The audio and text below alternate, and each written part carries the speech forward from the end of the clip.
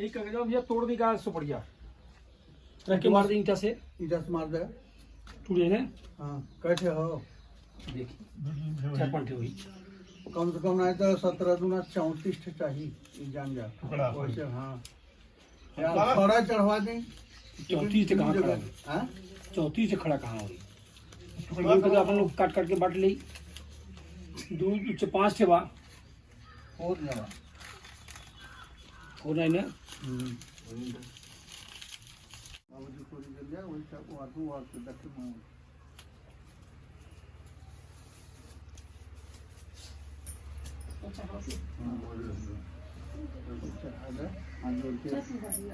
ला तू दे दो उन्होंने दे दो तू दे दो उन्होंने दे दो। अरे कपाट पटक ला माइक घोड़े पर आशीर्वाद ला कितना मोटाई को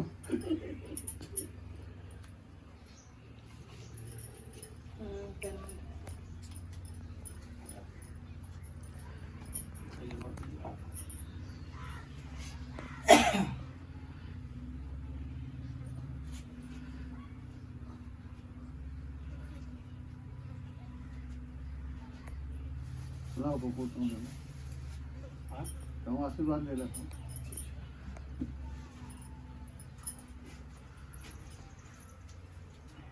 उनको तो बुला लेगा छोटू बेटू वही तक तो था वही रख दो करके रख दो।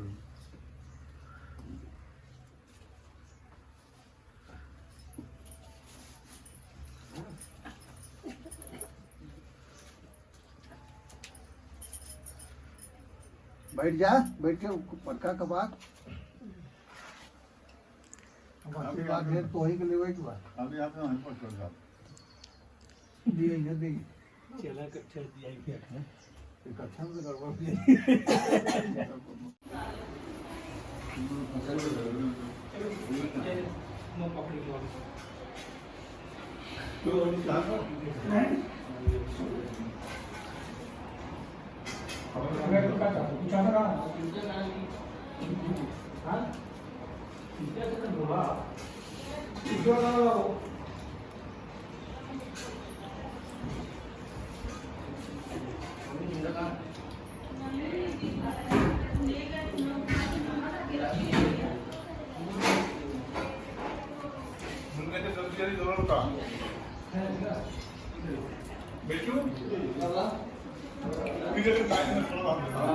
पूरी फटाफट दो पूरी दो दूध और देना फटाफट और का आज 13 मई 2020 जो माता जी का प्रथम जो है एनिवर्सरी था, पुण्यतिथि था, वर्षी था, जिसके उपरांत सब लोग सारे रिश्तेदार जुटे थे और हम लोगों ने सब लोगों ने माता जी के विषय में अपना अपना विचार व्यक्त किया। माँ एक शब्द ऐसा है जो कि बहुत छोटा शब्द है, लेकिन उसका अर्थ जो है, उसका वैल्यू जो है सारे शब्दों से बहुत बड़ा है। इसको शब्दों में बयान नहीं किया जा सकता। और मम्मी जो हमारी थी सब लोग काफ़ी उनको चाहते थे। मम्मी भी सब लोग बहुत प्रेम से मिलती थी, चाहे वो रिश्तेदार हों, चाहे घर के बच्चे हों, चाहे गांव के लोग हों। छोटा से छोटा भी बच्चा अगर गांव से आ रहा है, यहाँ पे आता था तो उसको बिना चाय पानी कराए माता जी उसको नहीं जाने देती थी। और आज 1 वर्ष हो गया माता जी को, और जब भी कोई आते हैं, चाहे रिश्तेदार हों चाहे गांव के लोग हों, उनकी चर्चाएं बिना किए वो जाते नहीं हैं और बिना याद किए उनको सब लोग याद करते हैं मन से जो है। और आज के दिन सब लोग इकट्ठा हुए, अपने अपने विचार व्यक्त किए। और लॉकडाउन का जैसा कि समय चल रहा है तो 2 बहनें हमारी आई, बड़ी बहनें और सबसे बड़ी छोटी बहनें। और गुड़िया दीदी जो है बीच वाली हैं, वो अपनी श्रद्धांजलि मुंबई से ही मोबाइल के थ्रू, व्हाट्सएप के थ्रू उन्होंने दिया, याद किया। सारे बच्चे याद किए, हमारे भांजे बहन के लड़के हैं।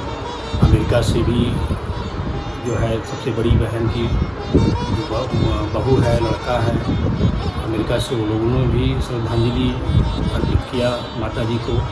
आज पूरा दिन हम लोग उनके जो वर्षी पे था, हम लोग चर्चा की और पूजा पाठ हुआ, जो भी उसके संस्कार होते हैं वो किया गया। और माता जी के द्वारा जो हम लोग को संस्कार दिया गया वो बहुत अच्छा है। और जब भी मैं किसी भी निर्णय पे या किसी भी काम के लिए मैं थोड़ा चिंतित रहता था, तो माता जी हमारे जो है एक बैकडोर, एक बैक स्तंभ की तरह खड़ा हो जाती थी और ऐसा हमको सलाह देती थी। और सबसे बड़ी बात यह है कि जब भी मैं कॉलेज से आता था और मुझे देखते ही वो घर में चली जाती थी और पानी लेकर के चली जाती थी हमारे लिए, जो कि काफ़ी अवस्था भी हो गया था। मैं कहता था कि मम्मी तुम क्यों चली जा रही हो, लेकिन उनका मन ही नहीं मानता था। और जब तक घर के सदस्य कोई भी अगर बाहर गया है किसी भी काम से, वो आ नहीं आता था घर पे, तब तक वो पोर्च में बार बार सड़क की तरफ देखना और चिंता लगाए रहती थी कि आए नहीं, बच्चे हों चाहे हम हों चाहे जो भी हो। और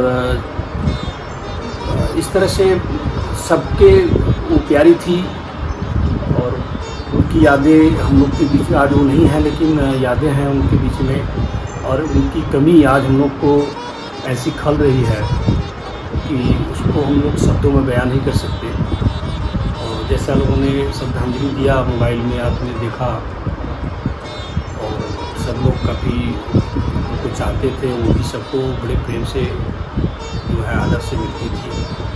और उनका आशीर्वाद हम लोग पे बना रहे, हमेशा हम लोग यही कामना करते हैं। उनकी जो बरसी पे याद कर रहे हैं, वो सदा हम लोग के पूरे परिवार पे उनका आशीर्वाद बना रहे। इसके साथ हम अपने शब्दों को विराम देते हैं। 2-3 बोला। इस बरसी पर सब लोग इकट्ठा हुए, बहुत अच्छा लग रहा है, लेकिन मम्मी की याद बहुत आ रही है आज। सब लोग यही सोचते हैं कि हम अपनी तरफ से सबको प्यार दें, सब परिवार में न लगे कि मम्मी नहीं, लेकिन माँ का जो स्थान है वो कोई नहीं पूरा कर सकता है। हम लोग तो यही सोचते हैं कि कोई कमी न रह जाए हम लोगों से। हम बहू बनकर यहाँ आए, लेकिन मुझ में कोई गुण अपने घर से, बस बचपना ही मेरा यहाँ बचपन से लेके आज सब कुछ यहीं बीता, सब कुछ अच्छा बुरा मम्मी ने हमको सब कुछ सिखाया। बहू क्या बेटी की तरह रखी वो हमको, लेकिन आज बहुत जल्दी वो हम लोग के बीच से चली गई। इस चीज़ का तो हम लोग को बहुत दुख है, तकलीफ है। यही बस सोचते हैं कि मम्मी चली गई भले, लेकिन अपना आशीर्वाद हमारे परिवार सबको आशीर्वाद दें, जहाँ जो रहे खुशी रहे, सुखी से रहे। और हम भी अपनी तरफ से पूरे प्रयास सबको खुश रख सकें, जिससे उनकी कमी सबको ना लगे। बस यही कहते हुए उनको प्रणाम करती हूँ। मैं रिंकी, इस घर की सबसे छोटी बेटी। आज मम्मी की बरसी पे हम सारे लोग इकट्ठा हुए हैं। सरिता दीदी और सरिता दीदी, मैं, सभी लोग आए थे। बस गुड़िया दीदी नहीं आ पाई, वो मुंबई में है, क्योंकि लॉकडाउन चल रहा है इस टाइम कोरोना की महामारी को लेकर के, इसलिए वो वहीं से अपनी श्रद्धांजलि वीडियो कॉल के थ्रू भेजी यहाँ पे। और हम और दीदी इकट्ठा हुए हैं। 1 साल हो तो गया मम्मी को गए, लेकिन कहीं ना कहीं मम्मी की यादें हमारे अंदर हमेशा जिंदा है और उनको हर पल मैं याद करती हूँ। ज़्यादातर उनकी याद तो मुझे मैं रियली बताऊँ कि जब मैं वॉशरूम में अकेले में होती हूँ तो उनकी याद मुझे बहुत आती है। और या तो फिर मैं जो अपने कॉलेज जाती हूँ, कॉलेज के टाइम बस में भी कभी कभी क्या होता है, अकेले बैठने को मिल जाता है और घंटे भर का सफ़र होता है, तो आप अकेले रहते हैं तो कुछ ऐसी घटनाएं जो आपके साथ बीती हुई हैं वो याद आने लगती है। तो उस टाइम भी मुझे बहुत मतलब यादें आती हैं। और हम क्या कहें, शानपुर जब भी हम आते हैं तो 1 साल में कई बार, मतलब मम्मी के जाने के बाद कई बार तो आ चुके हैं यहाँ पे, कमी बहुत खली है मम्मी की। हाँ, लेकिन ये सच भी है कि भैया भाभी पापा उस कमी को दूर करने की पूर्ण कोशिश करते हैं। वो पूरी तरह चाहते हैं कि कहीं से मम्मी की कमी न रह जाए और अपनी पूरी कोशिश करते हैं। लेकिन माँ तो माँ ही होती है। कहते हैं भोजपुरी में एक कहावत है, दुनिया में कोई कुछ भी कर ले लेकिन माई तोहार कमी कभी ना पूरा हो पाई। ये कहावत भोजपुरी में है, जो कि घर वाले पूरी तरीके से कोशिश करते हैं कि हम लोग को कभी ऐसा महसूस ना हो। हम लोग जब भी आते थे मम्मी हमेशा पोर्च में बैठी हुई मिलती थी। और हाँ, ये था कि मैं ज़्यादा टाइम मम्मी के पास नहीं बैठती थी, 10-5 मिनट बैठ के मैं अंदर भाभी के पास चली आती थी। लेकिन एक अंदर से वो होता था कि हाँ, मम्मी बाहर पहले मुस्कुराते हुए मिलेंगी और उनका एक ही शब्द होता था, चाहे आप महीने में 4 बार आओ, चाहे आप 10 बार आओ, लेकिन एक ही शब्द होता था कि बहुत दिन के बाद आई, बहुत दिन के बाद आई। तो मेरी बड़ी दीदी सरिता दीदी कभी कभी मजाक में मम्मी से कहती भी थी कि अरे अपन गृहस्थी छोड़ के तोरे गृहस्थी में आई, अपन भी तो गृहस्थी बचाओ के हो। ये मजाक मम्मी के साथ कहते थे। तो मम्मी हमारी हमेशा कहती थी कि हमारे दामाद अच्छे हैं, वो आना चाहते हैं, हमारी बेटियां ही खराब हैं जो नहीं आना चाहती हैं। और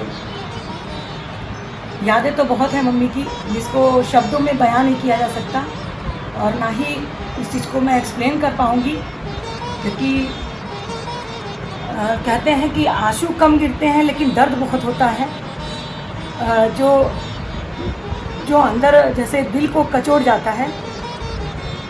और मैं हर साल, अभी मदर्स डे गया है 2-3 दिन पहले ही, मैं हर साल मदर्स डे पे मम्मी को एक गाना डेडिकेट किया करती थी। जब मैं हिमाचल प्रदेश में रहती थी तो मम्मी के लिए गाना गा के देती थी और मम्मी उस गाने को कई बार भैया से बोल करके सुनती थी और सुनते सुनते रोने लगती थी। वो गाना मैं एक लाइन थोड़ा सा स्टेंजा में बोलना चाहूँगी, जो कि उसके बाद मैं कभी मेरा गाने का मन नहीं होता, वो मैं बोल रही हूँ। तू कितनी अच्छी है, तू कितनी भोली है, प्यारी प्यारी है, ओ माँ, ओ माँ, ओ माँ, मेरी माँ। माँ बच्चों की जान होती है, माँ बच्चों की जान होती है। वो होते हैं किस्मत वाले, वो होते हैं किस्मत वाले, जिनकी माँ होती है इतनी निर्मल है, इतनी सुंदर है, प्यारी प्यारी है, ओ माँ, ओ माँ। इसी के साथ मैं मम्मी को नमन करती हूँ। वो जहाँ भी हैं उनकी आत्मा को शांति मिले, उनका आशीर्वाद हम सभी बच्चों पे बना रहे। हम सब भाग्यशाली भी हैं कि मम्मी ऐसे समय पे गई हैं कि वो अपने घर के इस पीढ़ी के, जो हमारी पीढ़ी चल रही है, हमारी पीढ़ी के सभी बच्चों को देख लिया है और सभी बच्चे इतने बड़े हो गए हैं कि वो अपनी लाइफ टाइम, पूरी ज़िंदगी में वो कभी भी अपनी नानी माँ को भूल नहीं सकते। इसी के साथ मम्मी को मेरा बहुत बहुत प्रणाम। मैं सरिता मम्मी की सबसे बड़ी बेटी, फिलहाल अभी तो हम ही बड़े हैं, इससे बड़ी दीदी थी इंस्पायर हो गई, उसके बाद हम ही हैं। तो माँ ही होती है। हाँ, जितना भी कहे सब कम ही होता है। वो माँ का बात हर पल हर जगह याद आता रहता है बराबर। और मम्मी तो हमारे लिए बहुत ही कुछ सोचती थी। घर पे आती थी तो मम्मी बराबर हालचाल पूछती थी, कैसे घर में वहाँ पे चल रहा है, बेलवा का हालचाल पूछती थी। और सभी लोग से बात करती थी। मम्मी कहती थी कि बहुत दिन बाद हुआ है, हम आ ही नहीं सकते तो उनके। मैं गुड़िया, उनकी लड़की, ज्ञानपुर में शादी हुई है। मैं 40 साल में इतना कष्ट नहीं हुआ जितना कि मम्मी के न रहने पे मुझे कष्ट हुआ। 40 साल के जीवन में रास्ते में बहुत दुख आया, बहुत दुखों को मैं झेल के पास हुई, सिर्फ मम्मी पापा के छाया से। मम्मी पापा का छाया मुझे बहुत स्ट्रांग बनाया अंदर से, इसलिए मुझे दुख का पता ही नहीं चला। लेकिन 25/5/2019 को जब मम्मी नहीं रही, उसके बाद इतना दुख महसूस हुआ कि मैं उसकी गणना ही नहीं कर सकती। माँ के न रहने के बाद कितना कष्ट होता है बेटियों को, ये मम्मी के जाने के बाद समझ में आया। मैं ज़्यादा तो नहीं बोल पा रही हूँ क्योंकि मुझे बहुत ज़्यादा कष्ट हो रहा है। मैं राकेश कुमार उपाध्याय अपनी सासू माँ के पहली वर्षी पर उनको नमन करता हूँ और उनको श्रद्धांजलि अर्पित करता हूँ।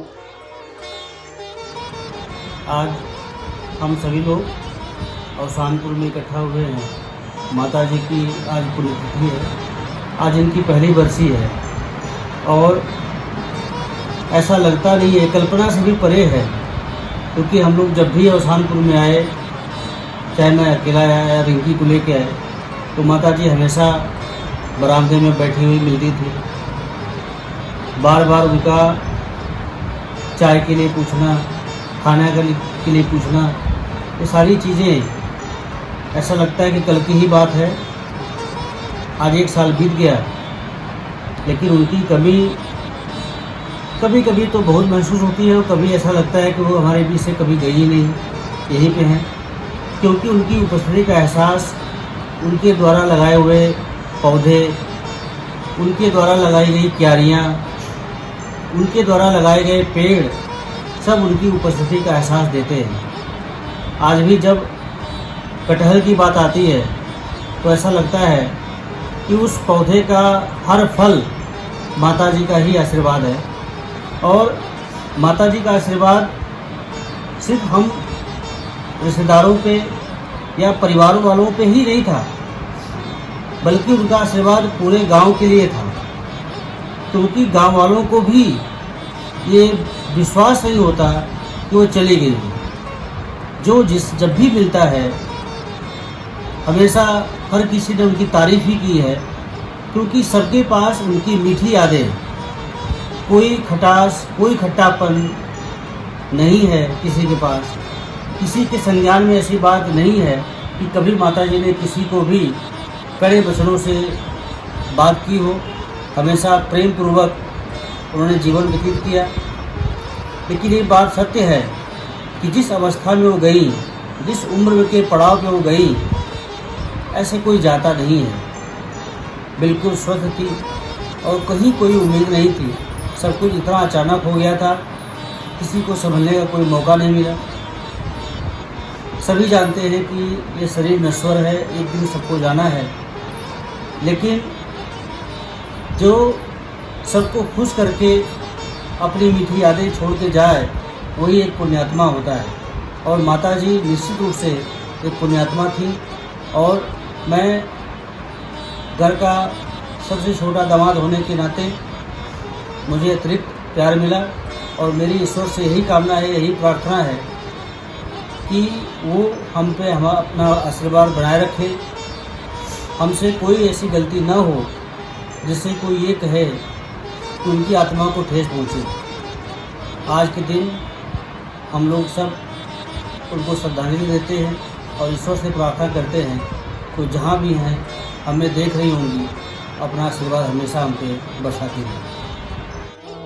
अमित हमेशा नानी के बारे में काफ़ी स्टोरीज सुनाता है अभी भी, स्पेशली चीनी वाली रस लाइक उसका फेवरेट है।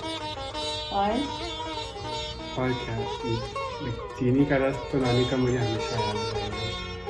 गर्मी की छुट्टियों में नानी के यहाँ जाना, नानी चुपके से मम्मी से छुपा के, सबसे छुपा के चीनी का रस बना के देती थी।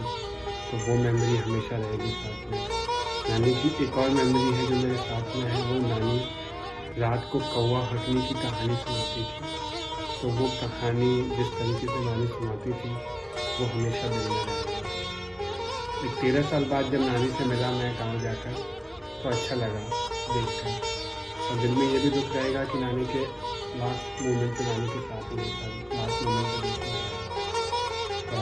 आई होप नानी जहाँ पर भी है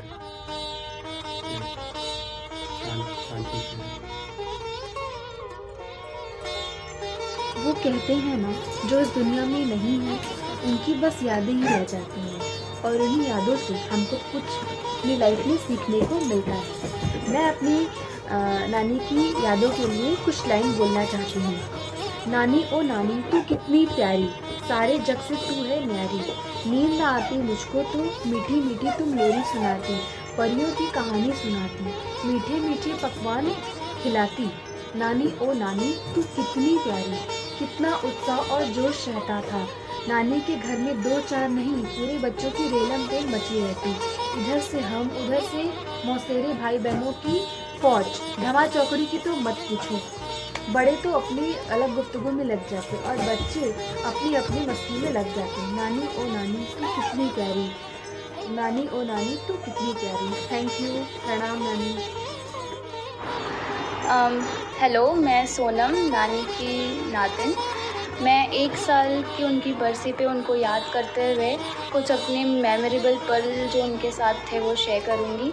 जैसे जब भी मैं औसानपुर आऊँ मुंबई से, ज्ञानपुर से, तो वो मेरे साथ बैठकर सबकी दादी दादा बुआ सबके हालचाल पूछती थी। उनको सबके बारे में जानना होता था, सबका नेचर सबके बारे में वो जानती थी, सबको अंदर अंदर समझती थी, सबके बारे में कहती थी कि सबके बारे में उनके अपने राय होते थे, और वो हमेशा सबको अच्छा ही बोलती थी और कहती थी छोड़ो जाने दो जो जैसा है, तुम अच्छा करो, छोड़ो जाने दो जैसा है तुम अच्छा करो। फिर जब भी हम लोग औसानपुर आते थे तभी कभी भी हम लोग ने नानी का गुस्सा नहीं देखा। हालांकि हम लोग नानी की साड़ियाँ लेकर झूला बनाना, सामान लेकर बाहर चाय बनाना, वो सब करना, लेकिन नानी ने कभी गुस्सा नहीं किया। हमेशा हंसते हंसते कहती थी साड़ी इतनी वेस्ट की है, तुम्हारे दादाजी से साड़ी मांगेंगे, ऐसे सब चीज़ें। तो ये सब चीज़ें हमें बहुत याद आती है। मैं साक्षी उपाध्याय, नानी की सबसे छोटी नाती, नानी को नमन और प्रणाम करती हूँ। मैं सबसे छोटी थी, नानी इसलिए मुझे छोटी कहती थी। पिछले गर्मी की छुट्टी में जब मैं नानी के साथ थी तब नानी के साथ बहुत ज़्यादा टाइम स्पेंड किया। नानी मेरे फ़ोन से बहुत सारी फ़ोटोज़ देखी, बहुत सारे गाने सुनी, अपनी सेल्फीज़ भी ली थी मेरे से। सादर प्रणाम, मैं बेटू। आज हम सब दादी के स्वर्गवास वर्षगांठ पर एक साथ एकत्रित हुए हैं। सर्वप्रथम मैं दादी को सादर प्रणाम करना चाहता हूँ। दादी के साथ हमारी पूरा जीवन बीता है और दादी के स्वर्गवास से हमारा एक पल ही सुना सुना लगता है। हम सब जब भी कहीं से आते थे, स्कूल या किसी भी कभी भी शादी विवाह रात को आते थे, दादी हमेशा बाहर बैठकर हमारा इंतज़ार करती थी और दादी ने हमें हमेशा अपना स्नेह भरा प्यार दिया है और उनकी डांट भी एक प्यार भरी होती थी। आपके समक्ष में एक घटना शेयर करना चाहता हूँ। एक बार हम छोटू एक साथ बैठ कर के कुछ इनोवेटिव थिंक कर रहे थे, तो हमने सोचा कि जो गन्ने का रस वाला मशीन होता है, तो हम लोग एक ऐसा हैंडपम्प जो जैसे होता है उसमें एक तरफ से गन्ना डालेंगे और इधर से रस निकालेंगे। तो ऐसा ही कुछ हम लोग बात कर रहे थे। तो दादी बगल वाले कमरे में थी और सुन रही थी इस बात को। तो वह उस कमरे से बाहर निकल के आई और हम लोग को वो डांट दी, और मतलब वो प्यार भरी डांट थी कि तुम लोग इतना पढ़ लिख रहे हो, बड़े होकर गन्ना का रस निकालोगे। और बहुत से ऐसी बहुत यादें हैं। दादी हम लोग को अलग आकर समझाती थी कि पढ़ाई में अपना ध्यान देना चाहिए। तो ऐसा ही जीवन भर उनका स्नेह प्यार मिला। अंत में मैं उन्हें सादर प्रणाम करना चाहता हूँ। नमस्कार। सभी बड़ों को मेरा प्रणाम। मैं छोटू, दादी का छोटा पोता। सबसे पहले मैं दादी जहाँ कहीं भी हो मैं उन्हें प्रणाम करता हूँ। आज हम सभी यहाँ पर दादी के बरसी में उपस्थित हुए हैं। आज पूरे दिन भर मैंने दादी को बहुत ही मिस किया। हालांकि मैं जब से दादी का देहांत हुआ तब से मैं उन्हें मिस कर रहा हूँ। पहले दादी कभी भी अपने मायके कल्याणपुर चली आया करती थी, तो एक दिन के बाद ही मुझे अपनी अंदर से होने लगा था कि बहुत दिन हो गया दादी से मिले हुए, कैसे इतना जल्दी मैं दादी से मिल लूँ। और अब तो कोई जरिया ही नहीं रहा कि मैं कैसे दादी से मिलूँ। अब तो काफ़ी कमी खलती है दादी की। दादी के संस्कार पर हम लोग जो पल बढ़ रहे हैं वो काफ़ी सराहनीय है और जब कभी मैं पढ़ते पढ़ते उब जाया करता था तो बाहर आकर के दादी से बात कर लिया करता था, तो काफ़ी दिल खुश हो जाता था। अतः मैं अंतिम में फिर से दादी को मैं प्रणाम करता हूँ। मैं आपको बहुत ज़्यादा मिस कर रहा हूँ इस टाइम। आप नहीं हो, मुझे बहुत दुख है, क्योंकि मैं जब भी नानी घर जाता तो मुझे कोई भी चीज़ की कमी नहीं होने देती थी। नानी हर चीज़ को एकदम खेलना कूदना खाना पीना जो भी है पूरा इंजॉयमेंट पूरा फुल रहता था, और बहुत ज़्यादा मैं मिस कर रहा हूँ। ज़्यादा नहीं बोलूँगा। प्रणाम नानी। प्रणाम, मैं निखिल शुक्ला आज आप सभी को अपनी नानी के बारे में कुछ बताऊंगा। नानी माँ वो होती हैं जो हमारी मम्मी की माँ होती हैं। आप सभी अपनी माँ की ममता से तो परिचित होंगे, तो आप अंदाज़ा लगा सकते हैं कि नानी माँ की ममता कितनी ज़्यादा होगी। आमतौर पे बच्चे अपनी गर्मी की छुट्टी में सोचते हैं कि वो कहाँ जाए, लेकिन मेरा तो फिक्स है अपनी नानी के घर। मुझे अपनी नानी के घर इतना सुकून मिलता था जो कि मुझे कहीं भी नहीं मिलता था। अभी भी नानी की मधुर आवाज़ मेरे कानों में गूंजती है, तो मैं उन नानी को अपना प्रणाम करता हूँ और उनके चरणों में अपना सिर झुकाता हूँ। धन्यवाद, प्रणाम। मैं अनुज उपाध्याय, नानी का छोटा नाती, उनको प्रणाम और नमन करता हूँ। नानी हमेशा मुझे बच्ची बुलाया करती थी और वो मुझे बहुत प्यार करती थी। नानी हमेशा मेरी तरफदारी करती थी। मैं नानी की याद में 2 लाइन कहना चाहूँगा। वो माँ की मार से बचाती थी, वह चोरी चोरी बादाम खिलाती थी, वह बहुत भोली सयानी थी, वह सबसे प्यारी नानी थी। प्रणाम।